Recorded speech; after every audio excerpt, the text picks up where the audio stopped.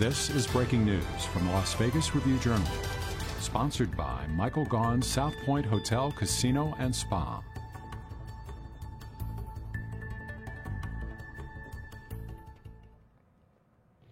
Welcome in, football fans. I am your Vegas Nation host, Cassie Soto, inside of the Las Vegas Review-Journal studios. The 2021 NFL season schedule is out, and the Raiders have multiple primetime games, including their season opener. Here to help me break it all down is sports writer for the Las Vegas Review-Journal, Sam Gordon. Sam, Monday Night Football, Las Vegas, Allegiant Stadium versus the Ravens. How did that pop off the schedule to you? It popped off the schedule, Cassie, because not only is it the first game with fans at Allegiant Stadium, we hope, right? So there was plenty of primetime games last year, plenty of opportunities for the world to see Vegas, but not really in its full spirit. You didn't get to see how much this town has taken to football.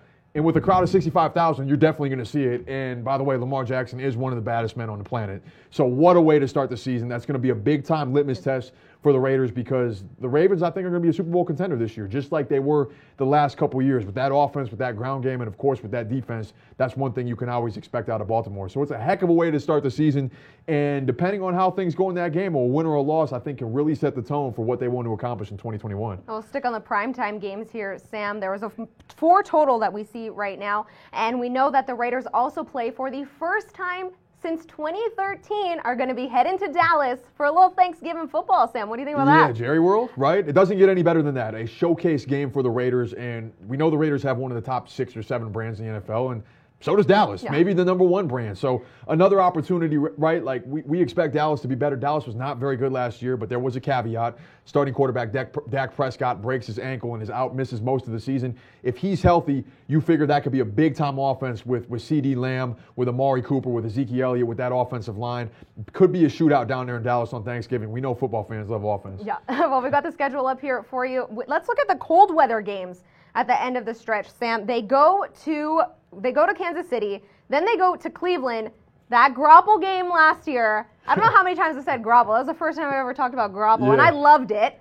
The Garoppolo game, here we go, some video of it, some pictures from Cleveland. Cold weather is not Derek Carr's forte, but they won that game in Cleveland, they Sam. did. Now, here's the thing. That game was in November. This is going to be in mid-December. Yep, that's true. Right off of Lake Erie, and Cleveland's better. I think you look at what Cleveland was able to do in the offseason, Cassie. They address that defense. They add John Johnson. They add Jadeveon Clowney. They draft defense. This is a team that has legitimate aspirations to reach the AFC Championship game. Dare I say, the Super Bowl. That is the goal in Cleveland, and that's going to be a tough test for the Raiders at the end of the year. Like you mentioned, that schedule gets really tough.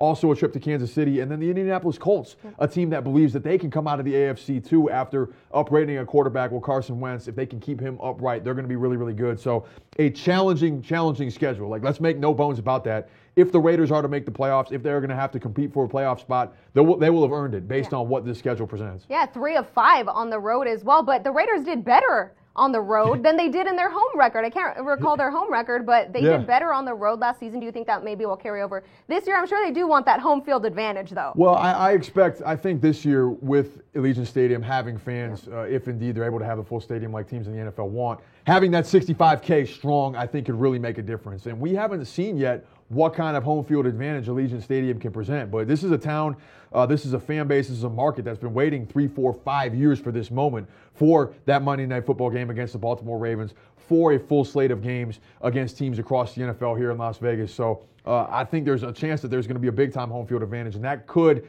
shake things in the Raiders' favor this year more so than it did in 2020 where they struggled. You think of games like Miami, the Chargers games, in the final second, Sam, where if there was 65,000 people in there cheering for the Raiders, how much of a difference that would have made for this team. Definitely. Think about the Kansas City game, Sunday Night Football, Cassie, where Patrick Mahomes is able to go right down the field.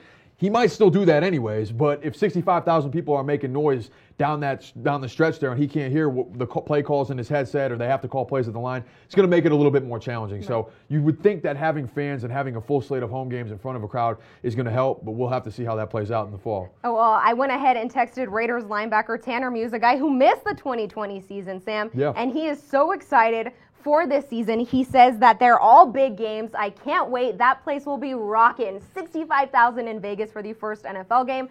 truly special. I couldn't ask for a better opportunity.